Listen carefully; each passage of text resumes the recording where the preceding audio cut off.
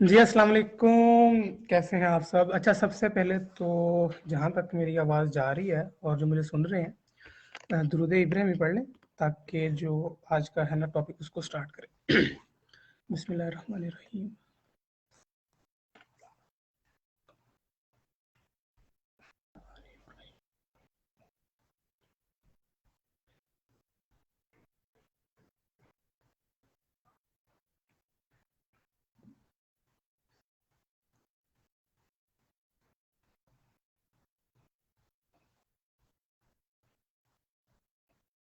जी अस्सलाम वालेकुम। कैसे हैं आप? जी, तो चलिए स्टार्ट करते हैं। अच्छा, आज जो हमारे मेहमान हैं, यकीन करें कि पाकिस्तान में जो है ना 2-3 उस्ताद इकराम ऐसे हैं जिनको वाक़ई ही ज़रूरत नहीं है कि उनका तारुफ़ करवाया जाए, जिनमें से एक सर हाफ़िज़ बासित साहब हैं। ठीक है, मेरे भी उस्ताद हैं और मुझे ये बात बताते हुए कोई मसला नहीं है। ठीक है, जो उस्ताद होता है उसको उस्ताद मानना चाहिए, बताना चाहिए। ये जो कौम है, मेरी तरह यंग जनरेशन है, अ, इन उस्ताद इकराम का जितना भी शुक्र अदा करें कम है। इन्होंने हमें गाइड किया, बताया है कि ऑनलाइन फील्ड में कैसे काम करते हैं और खसूसी जो मार्केट प्लेसेस होती हैं उन पे काम कैसे किया जाता है। तो सर ने हमें बताया कि भाई इस तरह आप जो है ना वो क्लाइंट से बात करते हो, स्किल सीखते हो, चीज़ें करते हो।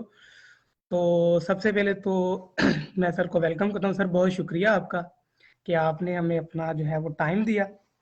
और सबसे पहले ये बताएं कि सर कैसे हैं आप? अस्सलाम वालेकुम।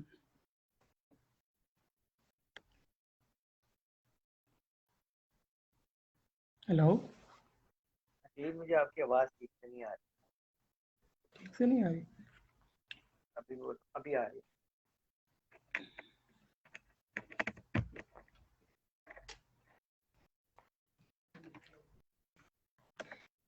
जी अस्सलाम वालेकुम सर, कैसे हैं आप? है बात। हाँ, ठीक ठाक है। अच्छा सर, वो कुछ नेट का इशू और कुछ जो है ना जल्दी से, ठीक है, चीज़ें इधर उधर हो रही हैं। अच्छा, बच्चे बड़े एक्साइटेड हैं सर वो आपको देख के ना स्क्रीन से। तो कैसे हैं आप सर? अस्सलाम वालेकुम। बात। अच्छा सर, मैंने जो है ना आज हमारा टॉपिक जो है बड़ा इंटरेस्टिंग सा टॉपिक है। और इसको इस मौके पे जो है ना वो बताना बहुत ज़रूरी हो गया कि एक जो फ्रीलांसर है वो काम तो कर रहा है अपनी अपनी फील्ड में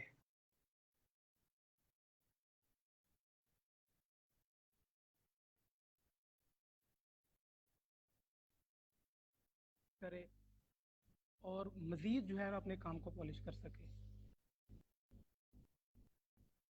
आपको मेरी वॉइस क्लियर है कि जी सर, आपकी क्लियर है मुझे। आपकी वॉइस तकलीफ अच्छा जी सर, अब ठीक है?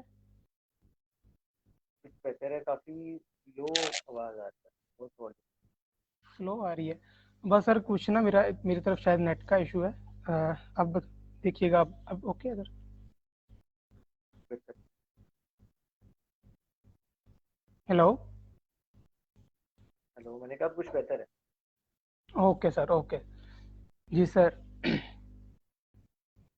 मुझे आपकी ना आवाज़ सुनाई नहीं दी थी जब आप बोल रहे थे। ओके ओके सर, चलिए कोई बात नहीं सर, मैं उसको रिपीट कर देता हूँ। मैं कह रहा था सर कि ये जो आज सबसे पहले तो सर आपका बहुत शुक्रिया कि आपका जो कीमती टाइम था वो हमने लिया। ठीक है, तो आपका बहुत बहुत शुक्रिया। और सेकेंडली कि मैं कह रहा था कि पाकिस्तान में सर कुछ 2-3 ही उस्ताद कराम ऐसे हैं जिनका एहसान इस कौम पर है ऑनलाइन काम में। उनमें से सर आपका नाम आता है। ठीक है, एक सर हाँ, हिशाम है, उसके बाद सर इतना आपका नाम मक्खन। आता है। नहीं सर, मक्खन नहीं है, वाकई जेन्युइन सर। मुझे ये बताते हुए कोई मसला नहीं है कि सर मैंने आपसे बहुत कुछ सीखा है। ठीक है, और जो मैं चीज़ पढ़ाता हूँ वो जो उसमें जो एक तो स्किल है, दूसरा जो अंदाज है वो भी आपसे सीखा है। जो आपका वो होता है ना सर, वो ऑडियंस को ग्रैब करने वाला चीज़ सीन भी होता है, तो वो भी आप ही से सीखा है। ठीक है, और जो थोड़ा बहुत बोल बोल लेते हैं सर, वो आप ही को देख कर ठीक है चीज़ों को स्टार्ट किया था। तो सर सबसे पहले सर आपका बहुत शुक्रिया और वेलकम। सर जो आज का हमारा टॉपिक है उस पर बात करने का मकसद ये है कि एक जो फ्रीलांसर है ऑलरेडी मार्केट प्लेसेस पे काम कर रहा है। ठीक है, जैसे फाइवर आप सिखाते हैं सर, अपवर्क सिखाते हैं, ठीक है, तो उस पे काम कर रहा है, लेकिन अब उसको ब्रांडिंग की जरूरत क्यों है कि वो अपनी ब्रांडिंग करे? तो देखो यार, सबसे पहले मैं आप लोगों को बताऊं, जिस वक्त मैंने फ्रीलांसिंग शुरू की थी आज से तकरीबन 4 साढ़े 4 साल पहले, तो उस वक्त कभी मेरे ज़हन में भी ये चीज़ें नहीं आई थी कि यार मेरा एक ना फेसबुक पेज होना चाहिए या मेरी इंस्टाग्राम या यूट्यूब के ऊपर प्रेजेंस होनी चाहिए फ्रीलांसिंग करने के लिए। उस वक्त सीन इतना मुश्किल नहीं था, मतलब वो टाइम था जब मेरा स्टार्टिंग फेज था, और 1 साल मुझे भी लगा था स्ट्रगल करते हुए, फिर मैंने जॉब के साथ कुछ ऑर्डर कंप्लीट किए। उस वक्त भी जो है ना, कोई ऐसा खास आप कह लें कि मार्केट प्लेसेस के ऊपर ना कंपटीशन इतना ज़्यादा नहीं होता। तो अब आके ना, खसूसन आप अगर 1 डेढ़ साल 2 साल पहले से चले जाओ, अब आकर जो मार्केट प्लेसेस है वो बहुत ज़्यादा सैचुरेट हो चुकी है। और इस वक्त मैं समझता हूँ कि कोई भी बंदा अगर फ्रीलांसिंग में आता है, तो मैं अब उसको खुद ये मशवरा देता हूँ कि यार आप लोग अपनी सोशल प्रेजेंस बनाओ, चाहे अपने नाम से बना लो, चाहे आप कोई अपना ब्रांड नेम रख लो, कुछ भी, लेकिन अपनी एक सोशल प्रेजेंस बनाओ, अपने आप ब्रांड बिल्ड करो। उसका एक वैलिड रीजन स्ट्रेट फॉरवर्ड मैं आपको ये देता हूँ कि आपसे सवाल ये है कि आप ये देखें कि ज्यादा क्लाइंट्स आपके फाइवर के ऊपर होंगे या फेसबुक के यूजर ज्यादा है। ऑब्वियस सी बात है कि फेसबुक का यूजर ज्यादा है, इंस्टाग्राम का यूजर ज्यादा है, लिंक्डइन पे आपका यूजर ज्यादा है अगर आप फाइवर से कंपेयर करें। तो अगर आप उसी जो है ना मार्केट के अंदर कूदते हैं जहाँ पर ऑलरेडी सेचुरेशन है, तो आप जाके कम्पीट कर रहे हैं लाखों फ्रीलांसर से। लेकिन अगर आप ब्रांड बिल्डिंग पे जाते हैं, तो मैं आप लोगों को बताता हूँ, अभी भी कई ऐसे लोग हैं जो इसको, न्यू फ्रीलांसर स्पेशली, वो इस तरफ आते ही नहीं है। उनकी कोई जीरो सोशल प्रेजेंस है, कहने को वो अपवर्क या फाइवर पे टॉप रेट सेलर होंगे, लेकिन सोशल प्रेजेंस उनकी जीरो है। आज फाइवर अपवर्क उनका अकाउंट खत्म कर दे, उनकी वैल्यू अगेन जीरो हो जाएगी। बट अगर आप ब्रांड बनाते हो, अपने आप की ब्रांड बिल्डिंग करते हो, आप फेसबुक पे आते हो, इंस्टाग्राम पे आते हो, यूट्यूब पे आते हो, तो भाई आपको क्लाइंट्स खत्म ही नहीं होने आपके पास।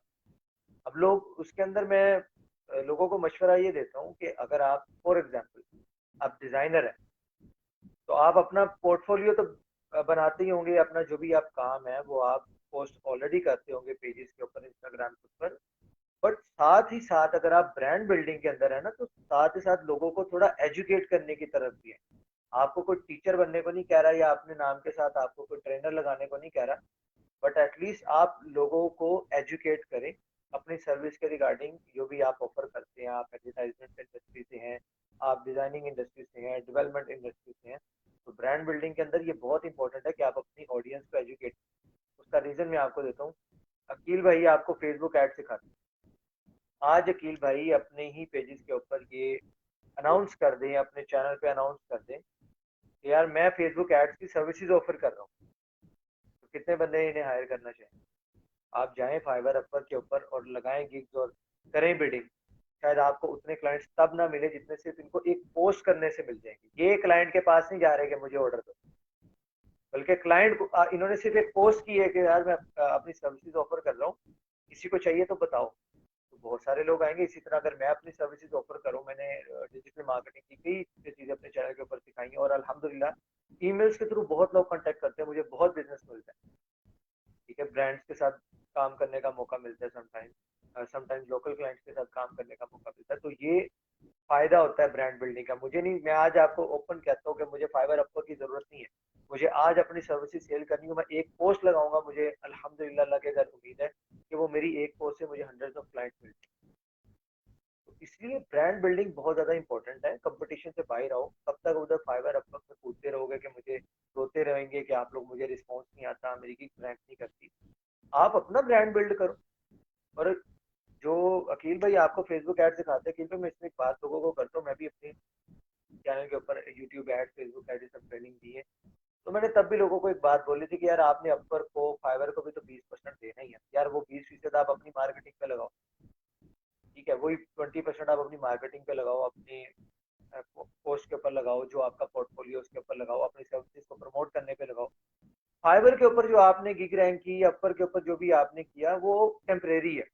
बट अगर आपने इधर सोशल प्रेजेंस अपनी तगड़ी बना ली, ये आपकी लॉन्ग लास्टिंग है, ये आपको लॉन्ग टर्म आपका फायदा देगी। यार ब्रांड्स जो होते हैं ना, अगर आप भी अपने आप को प्रेजेंट करते हैं, बेशक आपकी फॉलोइंग इतनी ज्यादा नहीं, 5-10 हज़ार भी बहुत फॉलोइंग है, अगर आपके पास टारगेटेड ऑडियंस है, आपके पास काम ही खत्म नहीं होगा, इतना काम आपको इंशाल्लाह मिलेगा। तो मेरी नज़र में जो मैंने भी अपना पॉइंट ऑफ व्यू चेंज किया, मार्केट प्लेसेस बैठ के लोगों को बताना शुरू किया कि आप लोग किस तरह अदर वे अराउंड देख सकते हैं, वहां से ऑर्डर ले सकते हैं। उसका रीजन ही यही है कि यार मार्केट प्लेसेस सैचुरेटेड हो चुकी है। आप लोग जो है वो अपने ब्रांड्स की तरफ आए, यूट्यूब चैनल्स बनाएं, लिंक्डइन पे जाएं, फेसबुक पे जाएं, कंटेंट अपलोड करें, तो आपको बहुत फायदा होगा। जी सर, एक तो ये होता है ना कि सर हम किसी जैसे फेसबुक का आपने कहा, इंस्टाग्राम का कहा। अच्छा सर, ये सारे जितने भी प्लेटफॉर्म्स हैं, ये अगर for example worst of the worst case भी देखा जाए, अगर ये भी निकाल देते हैं हमें, लेट्स सपोज हमारा अकाउंट ब्लॉक हो जाता है क्योंकि बीइंग एन एशियन हमसे कोई ना कोई ऐसी हरकत सरजद हो जाती है, या हमें नहीं पता कि वेरिफिकेशन या ऑथेंटिकेशन क्या चीज़ होती है, तो ये हमें उड़ा सकते हैं। अच्छा, इसके अंदर ब्रांडिंग के अंदर सर वेबसाइट का होना कितना ज़रूरी है वेबसाइट एक बनाएं, पर्सन? बिल्कुल, डेफिनेटली, डेफिनेटली मैं वेबसाइट मिस करके, वेबसाइट तो बहुत इंपॉर्टेंट है। बल्कि आपकी मैं कहूंगा कि अगर सोशल प्रेजेंस आप जितनी मर्जी बना ले, वेबसाइट के बगैर फजूल है। आप वेबसाइट बनाएं, वहाँ पे आप फेसबुक पिक्सल इंस्टॉल करें, गूगल एनालिटिक्स का टैग लगाएं, और वेबसाइट पे आप अपनी वेबसाइट को बल्कि प्रमोट करें, वहां पर ऑडियंस को रीटारगेट करें। जब आपने अपनी सर्विसेज ऑफर करनी है, आप वहाँ पे अपना एक पोर्टफोलियो का सेक्शन रखें, एक सर्विसेज का सेक्शन रखें और एक टेस्टिमोनियल्स का रखें। वहां पे आप अपने क्लाइंट्स की जो वीडियो टेस्टिमोनियल्स हैं, अपने चैनल भी बना लें, बेशक पब्लिक करना नहीं करना, आप अपने चैनल बनाएं, वहाँ पे अपने क्लाइंट्स की जो वीडियो टेस्टिमोनियल्स है वहां पर आप अपलोड करें, उसको इम्बेड करें अपने उस सेक्शन के अंदर। फिर अगर आप ट्रेनिंग भी प्रोवाइड करते हैं, तो अगर आपकी जो स्टूडेंट्स की सक्सेस स्टोरीज है, वहाँ पे आपका एक टैब होना चाहिए सक्सेस स्टोरीज का, वहां पर आप वो अलग से एक टैग रखें, आपकी सर्विसेज का टैग, आप क्या करते हैं, आपका एक अबाउट सेक्शन, आपका पोर्टफोलियो का एक टैब होगा, फिर साथ आपके टेस्टिमोनियल्स और आपकी सक्सेस स्टोरीज की, आपकी ट्रेनिंग से कितने लोगों को फायदा होगा।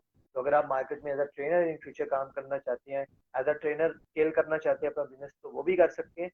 और अगर आप अपना सर्विसेज के बिजनेस को स्केल करना चाहते हैं, तो उसमें भी आपको बहुत हेल्प होगी। तो यस, डेफिनेटली वेबसाइट तो सबसे, मैं कहूँगा सबसे इंपॉर्टेंट चीज़ है। अगर आप स्पेशली सर्विसेज के बिजनेस या किसी भी ऑनलाइन बिजनेस के अंदर है, तो वेबसाइट बहुत इंपॉर्टेंट है। उसको जरूर लगाएं, पिक्सल लाजमी इंस्टॉल करें, गूगल एनालिटिक्स लगाएं, ताकि आप ट्रैक कर सके कि आपकी ऑडियंस का बिहेवियर क्या है, और कल को आप उन्हें रीटारगेट कर सकें।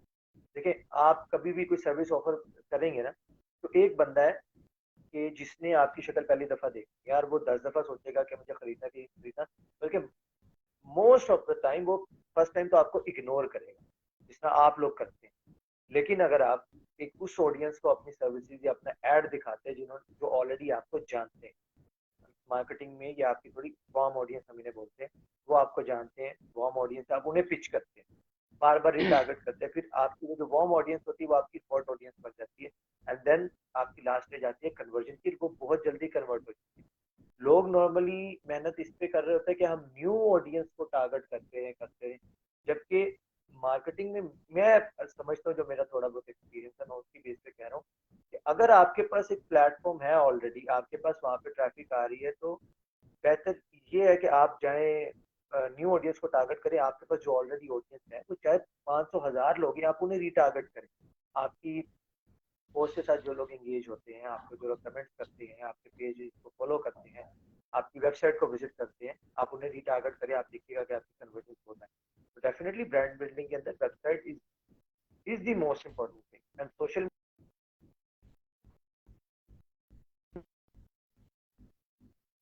जी। ये तो की सर चीज। एक, जी सर, मैं ये पूछ रहा था कि देखिए मेरा एक खदशा है, ठीक है, जो मेरे साथ बहुत सारे हाँ जी सर, एक चीज है, खदशा ये है कि अब देखे ना फ्रीलांसिंग पे जब से कोविड आया तो बहुत बल्क हो गया, ठीक है ना। हेलो। तो जी, हेलो, आवाज आ रही सर? हेलो। अगेन आपकी कोई एक्स्ट्रा। जी सर, अब आवाज आ रही है आपको? हेलो सर, आपका आई थिंक इंटरनेट का ना वो इशू आ रहा है।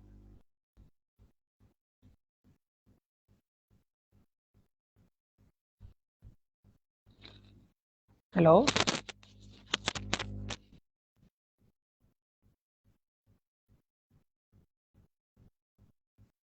हेलो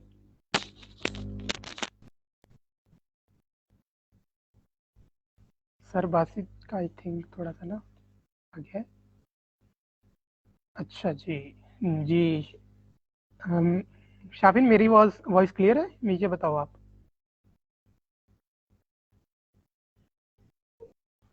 हाँ सर का थोड़ा सा इशू है, मेरी तो क्लियर है।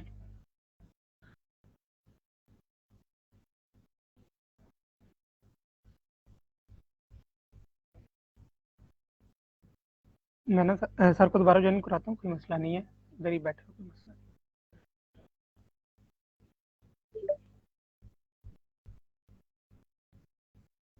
नहीं। जी सर। सर अब आवाज़ आ रही है आपको? हम्म, हाँ जी, हाँ जी सर, यहाँ पर एक क्वेश्चन है। ब्रिलियंट स्टूडेंट है शाफिन, इससे पहले लाइव उसी के साथ थी। वो कह रही है कि being a girl without showing face हम कैसे अपनी ब्रांडिंग करें यूट्यूब पे? यूट्यूब पर जी। पहले मैं आपको एक तरीका बताता हूँ। आप तो एक वो बीइंग अ गर्ल पूछ रही हैं। जब मैंने यूट्यूब स्टार्ट किया था ना, तो मैं इतना इतना शाय था कि मैं अपनी वॉइस तक नहीं रिकॉर्ड कर। और मैं क्या करता था, मैं जस्ट स्क्रीन रिकॉर्डिंग पोस्ट करता था। ये मैं आपको एचबीएस सर्विसेज यूट्यूब चैनल की स्टार्टिंग जर्नी बता रहा हूँ। बहुत कम लोगों को मैंने शेयर की हुई है। तो मैं क्या करता था, वो स्क्रीन पूरी रिकॉर्ड की, जो भी मुझे बताना होता था, उसके बाद मैं सबटाइटल्स लिखता था। सबटाइटल्स लिखने के बाद पीछे एक बैकग्राउंड म्यूजिक लगाया और वीडियो पब्लिश कर दी। मेरी स्टार्टिंग की वीडियोज ऐसी थी, और इस तरह मैंने कुछ दो चार आई गेस वीडियोज पब्लिश की। तो उसके बाद मैंने वो भी छोड़ दी। फिर मैंने कुछ महीनों के बाद देखा कि यार ये तो काफी अच्छा मतलब रिस्पॉन्स आया। मेरी एक वीडियो के ऊपर कुछ 2-2.5 हजार व्यूज आ गए, और कुछ 40-50 के करीब सब्सक्राइबर्स आए। तब मैंने ये सोचा था कि यार अगर मतलब मैं, ना मेरा फेस आ रहा है ना मेरी वॉइस आ रही है, तो फिर भी अगर लोगों ने काफी अच्छे कमेंट्स भी किए हुए थे, एक आध को छोड़ के एज ऑलवेज। तो मैंने कहा यार अगर ये कर सकते, मतलब इससे अच्छा रिस्पॉन्स आ रहा है, तो मे बी मैं इससे अच्छा, तो अगर मैं खुद आके पढ़ाऊँ, जैसा भी बोलता हूँ यार, इससे तो अच्छा ये स्क्रीन रिकॉर्डिंग और ये सब टाइटल से तो अच्छा ही समझा सकता हूँ। तो तब मैंने ये डिसीजन लिया था।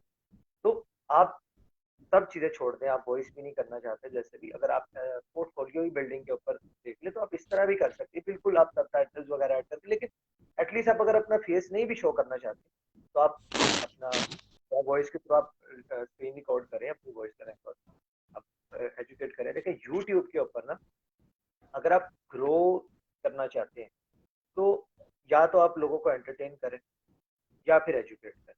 दो मेन कैटेगरीज की बात करो, दोनों में से कोई ना कोई जो आप मेजोरिटी देखेंगे यही हो रहा है। या लोगों को एंटरटेन किया जा रहा है या एजुकेट किया जा रहा है, क्योंकि गूगल के बाद यूट्यूब सबसे बड़ा सर्च इंजन है। तो अगर आप, और फ्रीलांसर्स के लिए तो मैं यही रिकमेंड करूंगा कि आप एजुकेशन की तरफ, अगर आप चाहते हैं कि आप ब्रांड बनाना चाह रहे हैं, तो आप डेफिनेटली, आप कोई मसला नहीं, आप अपना फेस मत शो करें, आप वीडियोस रिकॉर्ड करें। अगर आप फेमिलियर है, तो आप वॉइस अपनी अगर कर सके, तो आप बिल्कुल अपनी वॉइस के साथ रिकॉर्ड करें, लोगों को एजुकेट करें। और देखिए मैं आपको एक चीज बताता हूँ, इसका फायदा बहुत होता है। हम सिर्फ क्या करते हैं कि ब्रांडिंग के नाम पे या पोर्टफोलियो बिल्डिंग के नाम पे हम जस्ट अपने सक्सेस स्टोरीज डालते रहेंगे कि मैंने ये कर लिया, मैंने ये किया, मैंने वो किया। वो दो चार लोग देखेंगे, बस उसके बाद कहानी खत्म है। फर्क तब पड़ेगा जब आप एजुकेट करना स्टार्ट करेंगे। आप देखेंगे कि आपकी ऑडियंस ग्रो होना स्टार्ट हो जाएगी, लोग आपके साथ जुड़ना स्टार्ट हो जाएंगे। उसका रीजन मैं आपको बताता हूँ। यार मैंने कितने पैसे कमाए, इससे किसी को घंटा कोई लेना देना नहीं। मेरी वजह से कितने लोगों का फर्क पड़ा, कितने लोगों ने पैसे कमाए, ये लोगों को जरूर अट्रैक्ट करेगी। तो आप इस चीज को ध्यान रखें कि अगर आप फ्रीलांसर है स्पेशली, तो इस चीज पे मत रहें कि यार जस्ट ये देखे मैंने इतने का ऑर्डर कर लिया, ये मैंने अचीव कर लिया, ये कर लिया, वो कर लिया। आप कभी भी ग्रो नहीं कर। आप लोगों को एजुकेट करें कि यार ये मैंने कैसे किया और आप कैसे कर सकते हैं। ये दो सवालों के जवाब लोगों को दे, लोग आपके साथ जुड़ना स्टार्ट हो जाए। और फिर अगर आपको अपनी सर्विसेज ऑफर करनी, उन्हीं में से आपको कई क्लाइंट्स मिल जाएंगे। हर बंदा जरूरी नहीं है जो आपको फॉलो कर रहा है वो इसलिए फॉलो कर रहा है कि बस उसको वो सब चीजें सीखनी है और खुद करनी है। समटाइम्स क्या होता है कि लोग बेसिक नॉलेज लेते हैं, उनके पास इन्वेस्टमेंट होती है, वो चाहते हैं कि यार मैं इन्वेस्ट करूं और ये मेरे लिए काम करे। तो ऐसे बहुत से लोग हैं, मैं आपके सामने लाइव एग्जांपल हूं। मैं अगर आप अपनी सर्विसेज जब ऑफर करता हूँ, तो मुझे क्लाइंट्स अच्छे खासे मिल जाते हैं। तो इसी तरह आप भी करें, आप घर में कोई मसला नहीं, आप बैठे अपने स्क्रीन आपके सामने बोले, रिकॉर्ड करे, लोगों को एजुकेट करे, जरूरी नहीं है फेसबुक पर कोई। जबरदस्त हो गया सर। मैंने भी ना जब ये स्टार्ट किया ना, आप ही को देखे किया था, टू बी ऑनेस्ट। ये कोई मक्खन या मलाई वगैरह नहीं है, ठीक है। तो मैंने कहा यार ये जो मैं चीज पढ़ा रहा हूँ ये तो सारों को तो वैसे ही पता है, ये मैंने कौन सा तीर मार लेना है, ये तो सबको आती है। अच्छा, जब मैंने सर वो स्टार्ट की, एक प्लेलिस्ट बनाई, 9th लेक्चर थे उसमें, तो यकीन करें सर इतना अच्छा रिस्पॉन्स आया और इतना ज़बरदस्त वहाँ से क्लाइंट भी मिले। और इसका फ़ायदा पता क्या होता है सर, मुझे जो फ़ायदा नज़र आया वो ये है कि आप जब कंपटीशन से बाहर आते हो ना, तो फिर आपका अपना रेट होता है, ठीक है। फिर बिल्कुल। आपने अपनी मर्जी के चार्ज करने हैं। वहाँ पे आप $5-5, $10-10। अभी यहाँ पे शाफिन है, मेरी स्टूडेंट ही है सर। इनसे मैंने पूछा कि आपने जब पहला प्रोजेक्ट किया था तो कितने का किया, तो इन्होंने बताया कि मैंने सर 15,000 का किया था। तो इतना स्कोप है मार्केटिंग का, जब आपकी वैल्यू बिल्कुल। बन जाती है, जब क्लाइंट आपकी तरफ आता है, या जब आपकी बात उसे समझ आती है, जब आप उसे एजुकेट इस तरह कर देते हो, उसकी 100 ना को एक हाँ में चेंज कर देते हो, तो फिर आपका अपना रेट आता है, ठीक है। फिर आप जितना मर्जी चार्ज करो। तो ये एक चीज मैं थी कि जो आपको है। अपने लोकल क्लाइंट की बताऊंगा। मैं ज्यादा बड़ा नंबर नहीं बोलूंगा, मैं सिर्फ एक जिससे लोग रिलेट करें। मेरे आपको बताता हूँ, मैंने एक भाई का एक चैनल क्रिएट किया, उसका एक फेसबुक का पेज बनाया और उसके इंस्टाग्राम को कनेक्ट किया। मेरा शायद 15 मिनट 20 मिनट से ज्यादा नहीं लगा। मैंने कहा जी 10,000 रुपये दे। वो और मेरे साथ मतलब बैठ के ना करवा रहा था ये, उनको पता ही नहीं था ये क्या चीज़। कहते यार 10-15 मिनट का तूने काम करा कौन सा, मैंने कहा खुद कर लेना। मैंने तो कहा था कर ले, मेरा ये चार्जेस। नहीं तो वो अब इसके अलावा फिर काम नहीं होता। अच्छा, उसने किया काम वगैरह, फिर आगे फिर और क्लाइंट। ये मैं लोकल बता रहा हूँ, मैं वैसे करता नहीं, दोस्तों यारों से तो मैं दूर रहता हूँ, इनका मैं काम, दोस्ती यारी रिश्तेदारी ये कारोबार से बाहर। लेकिन एक मैं नॉर्मल आपको बता रहा हूँ, इस ये जो अकील भाई ने बात की ना कि आपका अपना रेट होता है, वो क्यों होता है उसका रीजन ये। आप जब जाते हो ना कि क्लाइंट के पास कि मुझे काम चाहिए, मैं ये काम कर दूंगा, ये होगा वो होगा, तो फिर वो नखरे करेगा। अच्छा भाई आप बताएं आप कितने में करके देंगे, आप बताएं आप क्या करेंगे, आप बताएं आप क्या करेंगे। लेकिन जब क्लाइंट आपके पास आता है ना कि यार मुझे काम करवाना ही तुमसे, तो फिर आप बताते हैं कि यार मैं ये काम इतने में करूँ और इतने टाइम में करूँ, करवाना है तो बताओ। मतलब एक रिस्पेक्ट। डेफिनेटली आप एक बिजनेस रन कर रहे हैं, सड़क पे छलिए नहीं बेच रहे, बिजनेस रन कर रहे हैं, प्रोफेशनली बात करेंगे। लेकिन एक एग्जांपल दे रहा हूँ, लेमैन तरीके से बात इसलिए कर रहा हूँ ताकि आपको आसानी से समझ आ जाए। फिर फिर आपका अपना रेट इस तरह से होगा। जब बंदा आपके पास खुद आए ना, यार ये काम मैंने करवाना है, तो आप उससे ये नहीं कहोगे ठीक है $5 में। आप फिर आप उस वक्त आपको अपनी वैल्यू तब पता चलेगी। अभी तो आप लगे रहते हैं ना, ऑर्डर नहीं मिला, लेकिन जिस वक्त क्लाइंट आपको पिच करेगा ना, तब आप देखिएगा कि आपके अंदर से आवाज आएगी ये $100 से कम में मैंने काम नहीं करना। आप खुद कहेंगे आपका $5 का जो रेट है एकदम $100 होगा। आपको खुद अब अपने अंदर से आवाज आएगी यार ये काम इतने का है और इससे कम मैंने नहीं देना। यार मैंने इतनी टाइम लगाया, मैंने स्किल सीखी है वो। तो फिर ये फायदा होता है जब आप अपना ब्रांड बिल्ड करते हो और ये कंपटीशन से बाहर आते हैं। जब क्लाइंट खुद आता है तो फिर आपकी मर्जी के पैसे आपको पे। जी। और सर यहाँ पे ये भी चीज़ होती है कि जब आप हम सोचते ये हैं कि हमने क्लाइंट को ना एजुकेट नहीं करना, या वो हम इसलिए नहीं करते कि भाई वो खुद कर लेगा। या अगर हमने उसे बता दिया कि यार इस तरह हम आपकी प्लानिंग करेंगे। अब मैं सर सर्विसेज देता हूँ ना सर, फेसबुक एड्स की, डिजिटल मार्केटिंग की, एसईओ की। तो मैं, मेरे पास पूरा प्लान होता है, यानी कि मैं एक दिन से एक साल का प्लान अपने क्लाइंट के साथ शेयर करता हूँ। और ये सर जो है चीज, शेयर करना, क्लाइंट को एजुकेट करना करना उसने खुद कुछ नहीं है, लेकिन उसे एक तसल्ली हो जाती है कि भाई इस जो बंदा है ना मेरे सामने, इसको पता है कि प्लानिंग क्या होती है, इसको पता है स्ट्रेटेजी क्या होती है। तो आपका फॉर एग्जाम्पल आपने 10 बंदों को गाइड किया, उसमें से 2-3 भी आ गए, तो भाई आपका क्या जाता है, कुछ भी नहीं जाता, ठीक है। और यहाँ पर हम गाइड ही नहीं करते सर क्लाइंट को। और दूसरा यहाँ पे सर डिजिटल मार्केटिंग का, आप सब कह रहे हैं कि डिजिटल मार्केटिंग का दौर है, डिजिटल मार्केटिंग सीख लो, ये कर लो। बच्चों को एक तो पता ही नहीं है कि डिजिटल मार्केटिंग एक बड़ी निश है, हमने किसी एक को पकड़ना है, ये भी नहीं पता।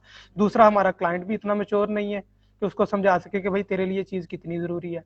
मैं ये कह सकता हूँ सर, आप बैठे हैं, आप इसे एग्री करेंगे कि आज से 2-3 साल बाद डिजिटल मार्केटर को लोगों ने ढूंढना है कि भाई हमारा कोई बंदा ऐसा मिल जाए जो हमें ढूंढ रहे ऑनलाइन करके दे।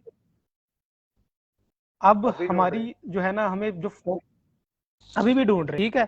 सिर्फ एजुकेट करने वाली बात है सर, इसको चीज को हम कैसे टैकल करें कि भाई एजुकेट कितना करना चाहिए और क्यों करना चाहिए।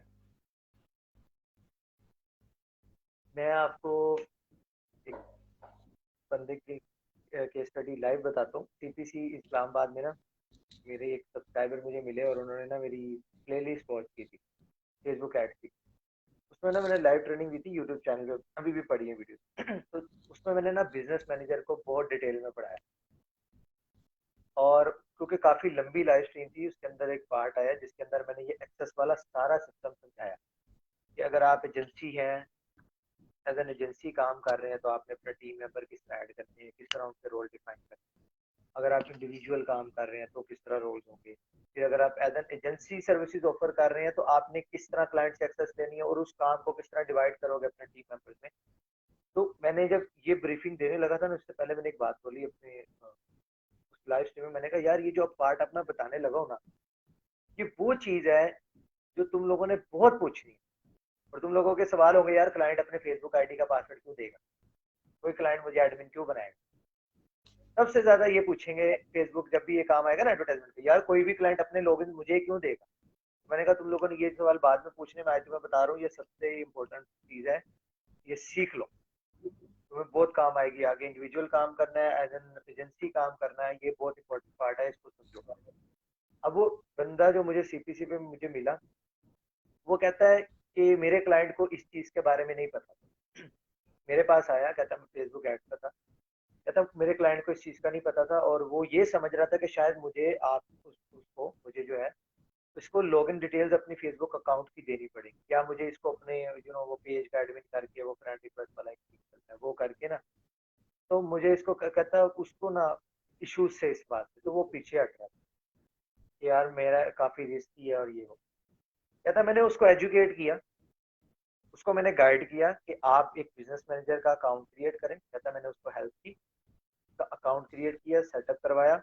उस बिजनेस मैनेजर के थ्रू मैंने उसको बताया कि आपने इस तरह मुझे रोल देना है और आप वहां से सिलेक्ट कर सकते हैं कि मैं आपकी पेज की कौन कौन सी चीजें एक्सेस कर सकता हूँ, क्या काम कर सकता हूँ, एक एक चीज। कहता मैंने उसको गाइड किया। कहता मेरा शायद हार्डली आधा घंटा लगा उसको समझाने करने में, क्योंकि जूम पे था मेरे लिए जरा इजी होगा। तो कहता इस काम के उसने मुझे $100 पे किया। क्लाइंट को एजुकेट करने, प्रोजेक्ट अलग है, प्रोजेक्ट अलग है, सिर्फ उसको एजुकेट करने के उसने उसको उसके दिमाग से टेंशन उतर गई कि यार मेरी कोई अकाउंट, मेरी आईडी सिक्योर है, कोई इसमें मसला नहीं, आप मुझे एक क्लिक पे रिमूव कर सकते हैं। अगर आपको मेरा काम नहीं पसंद आता आप मुझे एक क्लिक पे रिमूव कर दो, अगर आपको लगता है कि मैं अनएथिकल एक्टिविटी कर रहा हूँ आप मुझे एक क्लिक पे रिमूव कर सकते हो। कहता वो इस बात से बड़ा खुश हुआ। तो कहता उसने मुझे पे की $100। ये वो दिए कि जो उसने उसको एजुकेट किया इस बात से, जो क्लाइंट मिला जो आगे उसने काम किया वो अलग। तो भाई अपने क्लाइंट्स को एजुकेट करो। ये हमारे यहाँ पे सीन, ये पता क्या बात है कि ये सोच आई कहाँ से। हमारे यहाँ पे कोई बंदा दो चीजें दो लफ्ज सीख जाता है ना, वो ये सोचने लग जाता है कि यार आगे अगर मैंने किसी को बताया ना तो बस वो मेरा हुनर चला गया, वो ले गया मेरी चीज, मेरा काम खत्म हो जाएगा, मुझे किसने मुंह लगाना है। जबकि हम हमारा इस्लाम क्या कहता है कि इल्म बांटो, ये कम नहीं होगा बांटने से बढ़ेगा। और ये काम आपको भी आप पढ़ाना है, आप लगे हो ना, देखो जब आप कोई काम खुद कर रहे होगे ना, आप करते जाओ, बहुत सारी ऐसी चीज होंगी जो टेक्निकल डेफिनेशन हमारे दिमाग में नहीं होगी, पता यार एक ये बस खत्म। लेकिन जब पढ़ाने बैठेंगे ना तो हम पहले रिसर्च करेंगे, अच्छा यार ये ऐसे क्या हो रहा होता है, हम उल्टा और ज्यादा चीजें सीख रहे होते हैं। तो यहाँ से आपको समझ आती है कि अच्छा यार इल्म बांटने से बढ़ता कैसे। ये एक स्टेज बता रहा हूँ, और भी बहुत सारी चीजें। तो आप अपने क्लाइंट को अगर आप एजुकेट करेंगे तो आप अपने क्लाइंट का ट्रस्ट विन कर रहे हैं, आप उसको हुनर नहीं दे रहे, आप उसको वो काम नहीं करके दे रहे, आप उसका ट्रस्ट विन कर रहे हैं। और देखो आपको एक मैं एडवर्टाइजमेंट, क्योंकि यहाँ पे आपकी ऑडियंस ज्यादा फेसबुक एड्स पे ना, मैं आपको एक चीज बताता हूँ। यार आपका क्लाइंट, आपने उसको सब समझा दिया, भी ये कैंपेन भी सेटअप कर दी, उसको रिजल्ट्स भी आना शुरू हो गए। सपोज यार वो आपके साथ दो नंबर ही करता है, आपकी पेमेंट की बारी आती है ना, वो आपको छोड़ के भी चला जाता है, वो कहता है मैं नहीं देता पेमेंट, आपने उसको एजुकेट कर दिया, यार 2 महीने से ज्यादा नहीं टिकता, वो फिर आएगा आपके पास। यार ये एडवर्टाइजमेंट है, अभी आपकी कैंपेन रिजल्ट्स दे रही है, महीने बाद हफ्ते बाद नहीं समझ पता चलता एकदम से क्या हो गया, रीच किधर गई। तो यार ये कॉस्ट एकदम हाई कैसे होगी। ठीक है, अब पता चलता है एक एक महीने के अंदर अंदर जो वो प्रॉफिटेबल एड्स थे वो एकदम से चेंज हो गए। क्यों, अब बिहेवियर चेंज हो गया। वो जो क्योंकि फेसबुक एड एआई सिस्टम पे चल रहा है, कोई एक बंदा तो नहीं बैठ के लगा हुआ कि यार इसको भेज, वो एआई पे ब्लॉक कर। अब उसको आपकी फिर जरूरत पड़ेगी, यार आना जरा अकील भाई ये मसला हो गया, तो फिर अकील भाई कहेंगे यार अब मैं नहीं आता, अब बुक करो। फिर वो कहेगा यार ये हो गया वो, ये मैं आपको लाइव केस स्टडीज बता रहा हूँ, इस तरह लोगों के साथ होता है। क्लाइंट ऐसे भी मिलते हैं, जाओ मैं नहीं देता पैसे, अब उसको लगता है कि यार बस ठीक है, जो मेरी सेल्स आ जाना स्टार्ट हो गई है, ये कोई ऐसी मशीन लगा के दे दी है अकील भाई ने, बस अब मुझे इसमें पैसे डालते जाने हैं और ये मुझे रेवेन्यू देता रहेगा, तो ऐसा नहीं होता। तो आपकी तो इंडस्ट्री बड़ी सिक्योर है, आपके साथ फ्रॉड करके जाना किसने, कहाँ आना वापस फिर आपके पास ही, क्योंकि आप ही ने उसका सब कुछ सेटअप करके दिया। तो आप अपने क्लाइंट को एजुकेट करें, इसका आपको फायदा होगा। लिमिट एक हर चीज की जरूर होती है।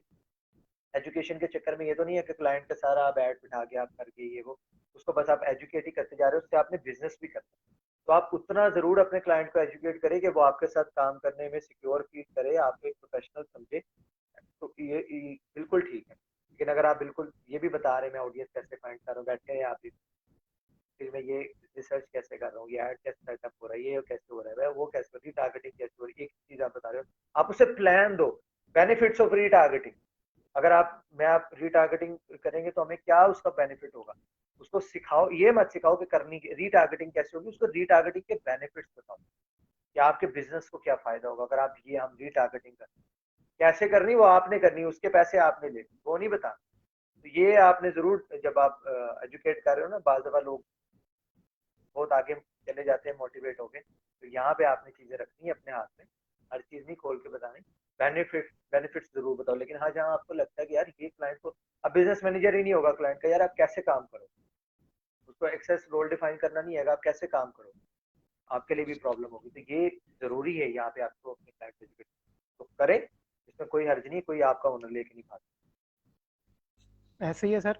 और दूसरा सर, हमें बेसिकली अभी पता नहीं है कि जो रिसर्च होती है ना किसी भी बिजनेस के ऊपर, उसको कैसे किया जाता है। और फिर मीडिया प्लान, मैंने सर मीडिया प्लान शेयर किया है, मैंने नेट पे ढूंढा है सर, कोई ये बताने को राजी नहीं था कि मीडिया प्लान कैसे बनाता है। जो इनके 7-8 चीजें ही होती हैं, जिनमें से 2-3 चीजें मैं बताता हूँ। बजट होता है, एवरेज बास्केट साइज होता है, सीपीआई होता है, कॉस्ट पर ऑर्डर होती है। अच्छा, ये चीजें जब आप बता देते हैं ना, क्योंकि जितने कारोबारी लोग हैं ना सर, हम जितना मर्जी कहते रहे कि टारगेटिंग, रीटारगेटिंग, क्रिएटिव प्लानिंग, उनको नहीं समझ आती सर। उनको जुबान समझ आती है, जो हिंसे होते हैं ना, नंबरों की जुबान समझ में आती है उन्हें। जब हम मार्केटिंग मीडिया प्लान बिल्कुल बना के उनसे शेयर करते हैं, जब फिगर्स उनके सामने आती हैं, हाँ भाई अगर हमें कॉस्ट पर ऑर्डर 150 पड़ती है तो कितने ऑर्डर मिलते हैं, अच्छा 200 पड़ती है तो कितने मिलते हैं, तो ये चीज उन्हें ज्यादा जो है ना वो पिच करती है। मैंने सर इसी तरह सिर्फ प्लान बना कर, प्लान शेयर करके उन्हें शेयर बताया है। तो वो एक क्लाइंट तो ऐसा था, कहता यार मैं 4 साल हो गए मुझे ये चीज करते हुए, मुझे आज तक किसी ने यही नहीं बताया था कि तुम्हारे कंपेटिटर कौन से हैं, मीडिया प्लान होता क्या है। तो तुम क्या था वाहिद बंदी, ये कोई तारीफ नहीं है सर, मैंने उस्तादों से सीखा है, मैंने कौन सा घर से लेकर आया था सर बिल्कुल चीजें। सही बात है, बिल्कुल सही बात है। तो ये इसी बहुत तरह अच्छा मैंने पार्ट सर, है, स्पेशली अगर आप लोकल इंडस्ट्री में भी काम करो, चाहे इंटरनेशनल क्लाइंट्स के साथ काम करो, ये बहुत इंपॉर्टेंट पार्ट है आपके, अगर आप अपने क्लाइंट को इस तरह से एजुकेट कर देते हो, और इसमें आप भी काफी सिक्योर हो जाते हो इस पॉइंट में। आप क्योंकि उस इंडस्ट्री में काम कर रहे होते हो, आपको पता है कि यार अच्छा ये कहाँ तक बात जा सकती है। तो अगर आप जब उसको ये चीज एजुकेट कर रहे होते हो, तो आप अपने आप को भी सिक्योर कर रहे हो, तो आपको पता होता है कि यार ये रिजल्ट इतने नहीं, इतने में भी आ सकते हैं। जब आप एक इंडस्ट्री से यूज हो जाते हैं, जिस तरह मैं एजुकेशनल इंडस्ट्री से यूज हूँ, तो मुझे पता है यार पाकिस्तानी क्लाइंट्स अगर इस प्राइस रेंज की कोई प्रोडक्ट सेल करनी है एजुकेशन से रिलेटेड, तो क्या टारगेटिंग होगी, बजट क्या होगा, कितनी देर ऑलमोस्ट लग सकती है ऑप्टिमाइजेशन में, ये सब चीजें में। तो जब आप किसी एक इंडस्ट्री में काम कर रहे होते हो, तो आपको उसका आइडिया जरूर है।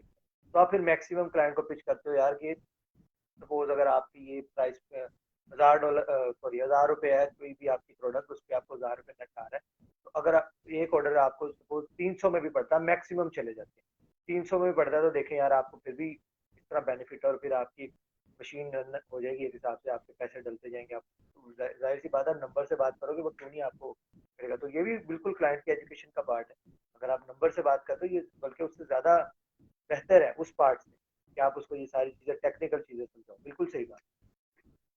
जी। और सर बात को कंक्लूड करता हूँ सर, ब्रांडिंग का जो मैंने पॉइंट निकाले इस गुफ्तगू से, वही तक सबसे पहले कैटर करो सोशल मीडिया को, ठीक है। अगर वेबसाइट नहीं बना सकते, अगर वेबसाइट बना लो तो सोने पे सुहागा है। जो तीसरा पॉइंट था वो ये था कि हमने क्लाइंट को करना है भैया एजुकेट, ठीक है, एजुकेट, क्योंकि वो पहला सवाल ही सर ये पूछते हैं, हाँ भी पैसे कितने लगणगे। जाहिर सी बात है, पूछना ही है, उसे कारोबारी बंदा है, उसने पूछना ही है कि भाई कितने पैसे लगेंगे, कितने बचेंगे। तो जब आप इस तरह उसे सिनेरियो बना के देते हो तो वो एग्री हो जाता है। तो सर बात को कंक्लूड करते हैं सर, कि सर जाते जाते सर एक एडवाइस जो है वो बता दें, जो न्यू भी आ रहे हैं इस फील्ड में, डिजिटल मार्केटिंग में करियर बनाना चाह रहे हैं, तो वो सर उनके लिए, और एक जो ऑफ टॉपिक है कोई एक एडवाइस वो कर दें, ताकि हम इसको ना सम अप करें। एडवाइस यार मैं ये कहूंगा, एज अ मार्केटर आप लोगों का जो काम है ना, मैं आपको कहूंगा कि आप लोगों की जो 80% जॉब है वो होगी कैंपेन चलाने से पहले। ये बात ध्यान से मेरी समझने की कोशिश कीजिएगा।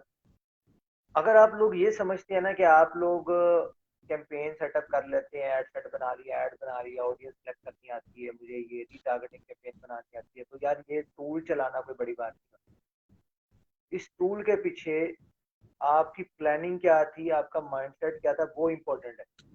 अगर आप जब एड चला रहे होते हो ना जिस वक्त, और ऑडियंस का टैब आता है, आप वहां बैठ के सोचते हैं ना कि यार यहाँ पे मुझे सिलेक्ट किसे करना है, तो सर आप फिर मार्केटर नहीं है। आपको पहले पता होना चाहिए कि यार मेरी ऑडियंस का एज ग्रुप क्या होगा, मैन को टारगेट करना है, वुमेन को टारगेट करना है, और किस कंट्री में टारगेट करना है, किस रीजन में टारगेट करना है, कितने रेडियस में टारगेट करना है। ये सब चीजें आपकी पेपर पेन आप लें और उसके ऊपर लिखें, ये सब चीजें आपकी पहले राइट डाउन होनी चाहिए। अगर आपको आपकी ऑडियंस का ही नहीं पता, यार नो योर ऑडियंस, ये लफ्ज चेप लो अपने दिमाग दिमाग के अंदर, ये चेप लो, नो योर ऑडियंस। अगर आपको अपनी ऑडियंस के बारे में नहीं पता, चलाते रहो टूल, बटन, ये बटन चलाना कोई कमाल नहीं है। आप किसी भी बंदे को जो जिसने आज से पहले कभी भी ऐड नहीं ना चलाया, मैं उसको 10 मिनट की वीडियो दूंगा, वो भी कुछ ना कुछ कैंपेन चला लेगा। तो आप में और उसमें कोई फर्क नहीं हुआ। आपको और उसको, एक मार्केटर को कोई बंदा अगर आप सेपरेट होते हो ना उस टूल चलाने वाले से, तो भाई वो आपकी प्लानिंग है कि आप कितना रिसर्च करते हैं। तो ये चीज याद रखिएगा, 80% जो आपका वर्क है ना वो आपकी कैंपेन फेसबुक एड्स लॉगिन करने से पहले है, जो भी आप करने वाले हैं। 20% काम है यार टूल चलाना, पर ठीक है यार, ये मेरी ऑडियंस रेडी है, ये ग्रुप है, ये मेरी प्लानिंग होगी, ये क्रिएटिव होगा, इस तरह से हम पिच करने वाले हैं, ये हमारी लाइंस होगी, दैट्स इट।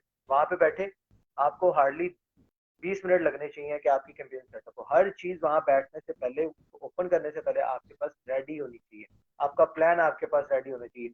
अगर ये ऑडियंस वर्क नहीं करती तो ऑडियंस भी मेरे पास की हो, और अगर वर्क करती है तो हम किस तरह उनको टारगेट करने वाले, रीटारगेटिंग किस तरह करनी है, अभी करनी है, बाद में करनी है, या साथ साथ हम पिच करेंगे कि अभी किसी ने वेबसाइट विजिट किया फौरन उसको हमारा ऐड दिखा जाए। क्योंकि अगर हमें पता है कि यार हमारी प्रोडक्ट इतनी कॉस्ट इतनी ज्यादा नहीं है और बिल्कुल मेरी टारगेटिंग भी यस है, तो हम उसको फौरन रिटारगेट करते हैं कि यार वो दोबारा ब्रांड रिकॉल हो जाए और वो परचेज कर ले। क्योंकि majeure most of the time यार आपका क्लाइंट फर्स्ट टाइम में आपसे परचेज नहीं करता, तो ये सब चीजें आपने पहले करनी।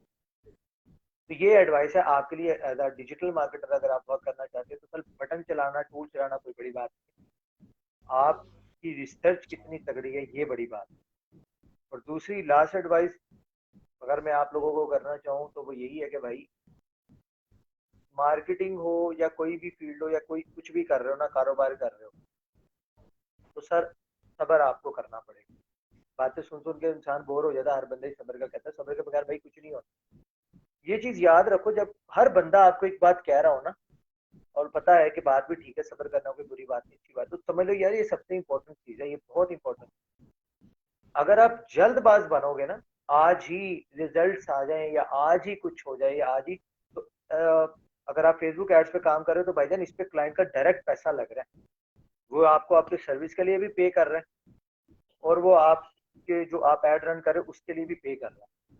अगर आप जल्दबाज हैं, जिसकी एक एग्जांपल है कि आप रिसर्च करते नहीं है, ऑडियंस रेडी करते नहीं, बैठ जाते हैं उधर, बैठ के सोचते हैं कि ये करते हैं, आप अपने क्लाइंट का पैसा वेस्ट करेंगे बेसब्रे होने की वजह से, दोबारा नहीं आता वो आपके पास।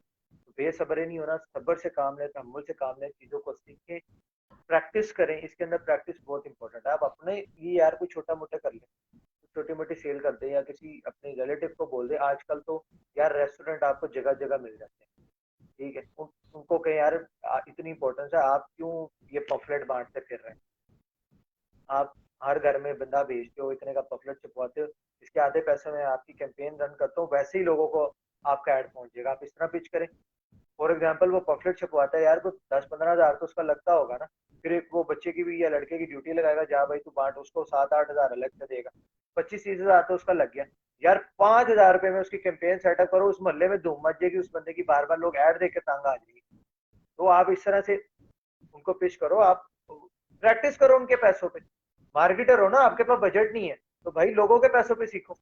उन्हें कहो यार ये करो, मैं आपका काम भी आता हूँ, आपका फेसबुक पेज प्रमोट होगा, लोग आपके बारे में जानेंगे। और आप देखिएगा, आप घर जाके भले देख लें, आप लोगों से पूछिएगा, लोग आपका ऐड देख रहे होंगे। उनका कितना रेडियस होगा यार, 5-10 हज़ार रुपए में धूम मच जाएगी उनकी। बार बार लोग उस रेडियस में उसका ऐड देख रहे होंगे।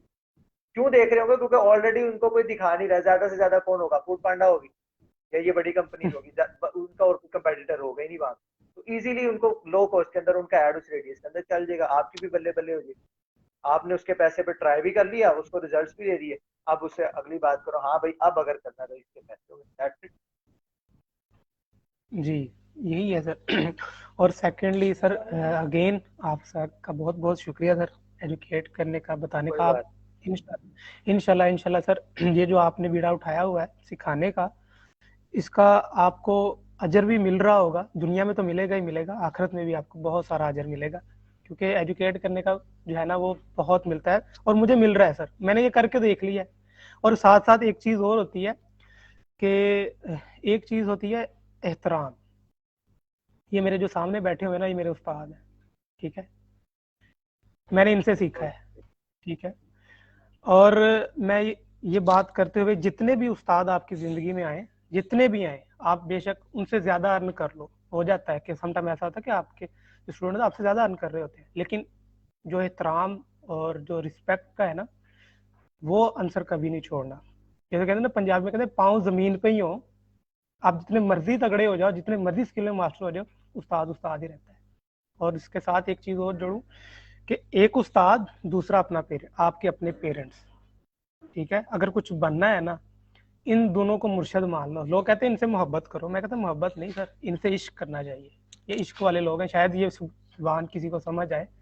इनसे इश्क किया जाता है, ठीक है। जिस दिन तुम अपने वालिद का माथा और माँ के पाँव चूम के निकलोगे ना घर से, इसी तरह तुम्हें लोग बैठ के सुनेंगे जिस तरह आज सुन रहे हैं, ठीक है। Thank you so much sir, जज़ाकल्लाह, अल्लाह आपको अजर दे इसका। हमें इजाज़त दीजिए, इंशाल्लाह नेक्स्ट भी नशिस्तें होंगी, अगर सर टाइम देंगे हम इंशाल्लाह, तो आपको मज़ीद गाइड करेंगे, ठीक है। बाकी सर को जाके फॉलो करो, जिसने यहाँ से नहीं फॉलो किया हुआ, तो HBA सर्विसेज मैं मेंशन भी कर दूंगा सर को, सर के पेज, सर के ग्रुप, प्रोफाइल और यूट्यूब चैनल, मोस्ट इनको 1 मिलियन हमने जल्दी से जल्दी करना है, ये चीते हैं हमारी फील्ड के, अरे ठीक है। Good good, thank you so thank you much so sir, much, जज़ाकल्लाह अल्लाह। सर, जज़ाकल्लाह।